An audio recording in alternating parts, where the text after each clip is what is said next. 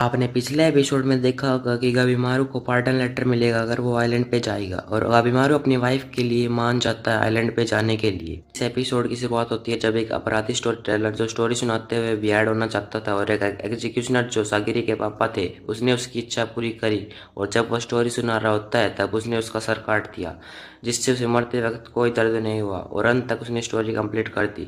उस स्विंग को देखकर सागिरी को भी एक दिन ऐसे ही करने की इच्छा। जब सागिरी बड़ी होकर एग्जीक्यूशनर बनती है तो जब वो अपना पहला एग्जीक्यूशन कर रही होती है तो वे एक ही हिट में क्रिमिनल की गर्दन को अलग कर देती है और 2% कहते हैं ये एक अच्छा ब्लो है एक वुमेन के लिए। लेकिन सागिरी के ब्लो से उस क्रिमिनल को एक पेनफुल डेथ मिली थी जिससे उस आदमी के एंगर से उसका ब्लेड हैवी हो जाता है और उसका सिबलिंग कहता है कि तुम्हारे अंदर डर और शक है जिस पे तुम्हें काम करना चाहिए। अगली बार जब वो एग्जीक्यूशन कर रही होती है तब उसका सिबलिंग कहता है कि अपने ब्लेड में देखो। जब सागिरी अपने ब्लेड की रिफ्लेक्शन में देखती है तो उसे दिखता है कि उसके ऊपर दो शैतान है उन दोनों आदमी के जिसका उसने एग्जीक्यूशन करा था और वो कहती है कि मैं अपने दिल से ऐसे डर कैसे दूर करूं और अपने पापा की तरह कैसे ब्लो करूं। और वो कहती है कि मैं अपने पापा की तरह ब्लो उस आदमी की कर सकती हूँ जिसके अंदर कोई फीलिंग्स नहीं है। और हमें अगले सीन में दिखाया जाता है कि बीच के किनारे अपराधी क्रिमिनल्स को गदर किया जाता है जिनको डेथ होने वाली होती है और उनको इसलिए गैदर किया जाता है क्योंकि वो उनको आइलैंड पे भेजना चाहते हैं। और बताया जाता है कि तुम लोगों के सामने जो आदमी बैठा है वो एक 11 साइताई सैगोन है। उसका नाम है तोकुगावा नारियोशी। और बताया जाता है कि तुम्हारे लिए एक एहसान की बात है कि इनके सामने तुम्हारा होना। वो सारे क्रिमिनल्स अल्लाह मचाने लगते हैं कि क्या है ये शोगन। सागिरी क्रिमिनल्स के बारे में जान रही होती है और वो कहती है कि एक चोर जिसने 30 लोगों को मार दिया तानियो सैकेची। और एक सीरियल एस्ट्रोनिस्ट निकी मारू एक पुराना कांस्टेबल और मर्डरर की दुकान का। जब वो जानकारी ले ही रही होती है तो गबीमारू कहता है इस कपड़े को निकालो मुझे सांस नहीं आ रहा है। सागिरी कहते चुप रहो। वहां पर अनाउंस किया जाता है कि तुम लोगों को यहाँ पर स्पेशल काम के लिए बुलाया गया है और तुम लोगों को शिनसेगाई पर जाना होगा और एलिक्सर ऑफ लाइफ लेकर वापस आना होगा। जो ये काम पूरा कर लेगा उसको पार्डन लेटर मिल जाएगा जिससे उसके सारे क्राइम्स हट जाएंगे और उसको कोई टॉर्चर नहीं होगा। सागिरी कहती है कि इसे सुन के सबका हाव भाव बदल गया है। वहां पर एक क्रिमिनल कहता है कि मैं फिर से मारने का मजा उठा पाऊंगा। सागिरी कहती है वो है दाची माता गोरू जो बस फन के लिए वो मैंने चिल्ड्रन को मारता है और बिना हिचकिचाहट के मैं उसे मार सकती हूँ। बीमारू ऐसे वक्त में उबासी ले रहा होता है उसके पीछे एक क्रिमिनल लड़की होती है जो उससे कहती है कि तुम होगा बीमारू दौड़ लो जो तुम्हारे हेयर कलर और बॉडी शेप से पता चल रहा है और तुम इस क्रिमिनल लाइन में बहुत फेमस हो। लेकिन तुमने मुझे निराश कर दिया क्योंकि तुम अफवाहों के साइज से भी छोटे हो और तुम भद्दे दिखते हो। बीमारू उससे सॉरी कहता है कि निराश करने के लिए। क्रिमिनल्स कहते हैं यहाँ पर फेरी टेल सुनाई जा रहे हैं क्या। फिर वहाँ पर अनाउंसमेंट की जाती है कि तुम अपने मास्क निकाल सकते। वहाँ पर उस आदमी को लाया जाता है जो अकेले वापस आया था आइलैंड एक्सपेडिशन से और ये अब इंसान नहीं रहा है। इसके ऊपर सारे फ्लावर्स ब्लूम कर रहे होते हैं और उस आइलैंड पे जाने वाले लगभग 60 लोग मिसिंग है। वहाँ पर एक आदमी कहता है कि तुम्हारे लिए एक तोहफे की बात है कि तुम्हें इस पैराडाइज के लिए बेचा जा रहा है। तुम्हारा एग्जीक्यूशन माफ करके वहाँ पर बेचा जा रहा है, ये तुम्हारे लिए एक बड़ी बात है। पर एक क्रिमिनल कहता है कि तुमने इस आइलैंड के बारे में क्या पता है, तुम्हें क्या पता कि वहाँ पर एलिक्सर ऑफ लाइफ ना हो। फिर सारे क्रिमिनल्स कहने लगते हैं सही कह रहा है ये लड़का। वहाँ पर एक आदमी उठकर जाने लगता है तभी एग्जीक्यूशनर उसका सर काट देता है। वहाँ पर बताया जाता है कि शायद तुम्हें नहीं पता है लेकिन उस आइलैंड के लिए तुम्हें ये एग्जीक्यूशनर मॉनिटर करेंगे। अगर तुमने उस आइलैंड से भागने की कोशिश करी तो तुम्हारा सर वहीं पर ही कट जाएगा। तुम्हारे लिए यामाडा क्लैन के एग्जीक्यूशनर्स तुम्हें मॉनिटर करेंगे और इनको कोई मजाक नहीं समझना, तुम्हारे लिए अच्छा नहीं होगा। अगर तुम्हारा मॉनिटर मर जाएगा तो तुम्हें वहीं पर ही मार दिया जाएगा। अगर तुम्हारा मॉनिटर तुम्हारे साथ नहीं होगा तो तुम्हें आइलैंड पे से वापस नहीं लौटने दिया जाएगा।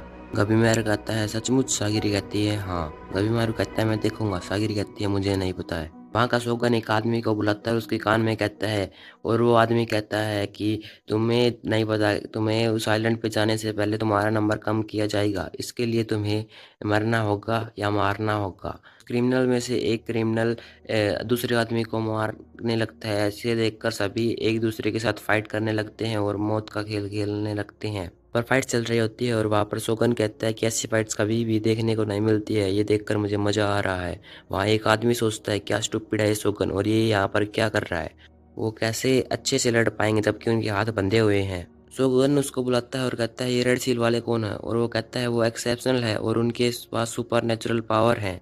उनमें से वो एक आदमी है जिसने ग्रुप ऑफ पंडित्स को बनाया है और उसकी यंग एज के चलते भी उसने पंडित विलेज बनाया है माउंटेन्स के अंदर। और लास्ट ईयर वो वुमेन शामिल थी सागिवा कैसल के इन्वेस्टन में और वो एक कोनेची है जिसने कैसल के आखिरी आदमी को मार दिया था। और वो आदमी एक मास्टर स्वॉर्ड्समैन है और उसे ब्लेड ड्रैगन भी कहा जाता है और वो 8 प्रोविंस में सबसे बड़ा स्वॉर्डमैन है। और वहाँ पर एक जाइंट है, उसकी अफवाह है कि वो सबसे पहले बियर का असर खाता है और उसके ऊपर कोई भी स्वॉर्ड और भाले का असर नहीं होता है।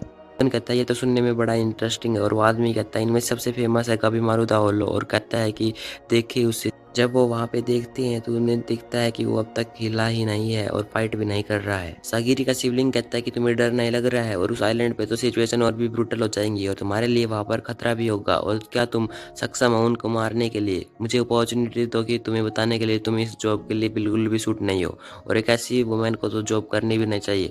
एक वॉरियर की बेटी को तो मैंसन में शांति से लाइफ जीनी चाहिए। एजिनो दोनों में ऐसो आराम नहीं कर सकती और वो अपने बचपन के दिनों को याद करती है जब उसका जन्म हुआ था और वो असाइमन घराने में थी और उसको अपनी लिविंग के लिए स्वॉर्ड ही सीखनी पड़ती और उससे ही उसके पैसे कमाने पड़ते और लोगों को मारकर ही उसको जीना होता। और एक बार उसके ऊपर कुछ बच्चों ने पत्थर फेंके और कहने लगे तुम हो नेकड़र की बेटी और उसे मर्डर कहने लगे। तो सागिरी उनसे डरकर चुप हो जाती है और घर जाकर रोने लगती है। लास्ट में उसे स्वॉर्ड ही सीखनी पड़ती है। और अगले सीन में वहाँ पर कुछ क्रिमिनल ये प्लान बनाते हैं कि हम उन असाइमंस की स्वॉर्ड छीनकर उनको मार देंगे और सबसे पहले हम उस वुमेन से स्टार्ट करते हैं। जब वो क्रिमिनल सागिरी की तरफ जा रहे होते हैं तो सागिरी उन्हें देखकर तैयार हो जाती है और वो कहती है कि मुझे एग्जीक्यूशनर के भाग्य मिला है तो मुझे इससे भाग नहीं सकती हूँ। और वो बताती है कि बचपन में मैंने इसे एक्सेप्ट नहीं करा था लेकिन अब। और वो कुछ सेकंड में तीनों की गर्दन काट देती है और वो देखती है कि उसकी रिफ्लेक्शन में और शैतान आ गए हैं क्योंकि उसने सबको पेनफुल डेथ दी थी। और वो कबिमारू की आवाज़ सुनती है। वो वहाँ की समुराई से कह रहा होता है कि कोई दूसरा रास्ता नहीं है क्योंकि लोगों को हर बार मारना ठीक नहीं होता है। और समुराई कहता है कि तुम्हें इसमें पार्टिसिपेट नहीं किया तो तुम्हें कोई पार्डन लेटर नहीं मिलेगा।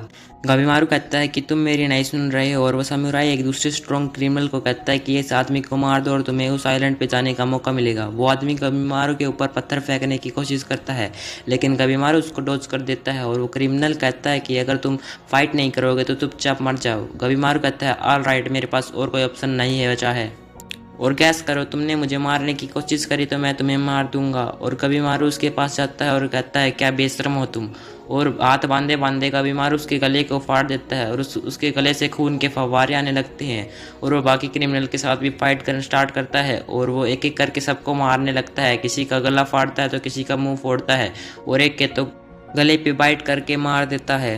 और वो फाइट करते करते टेंट को फाड़ के बाहर चला जाता है और उसके ऊपर 3-4 क्रिमिनल एक साथ वार कर देते हैं लेकिन वो बिना किसी हथियार के उनके गले को फाड़ देता है, किसी के चेस्ट को फाड़ देता है और उनके अंदर से खून के फुहारे आने लगते हैं और सभी मर जाते हैं।